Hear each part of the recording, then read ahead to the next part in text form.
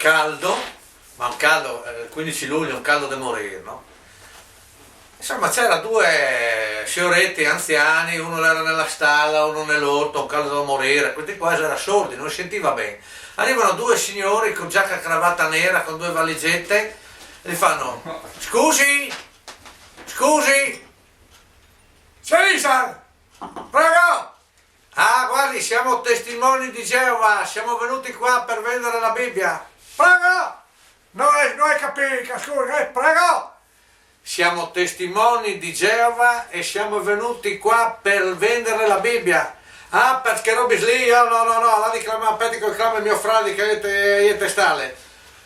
Franco! Franco! Vio che cazzo, sono due di Genova che hanno di vendere le Libie. Ah, dici che no, lo compri poi lui, vi voglio tirare, no?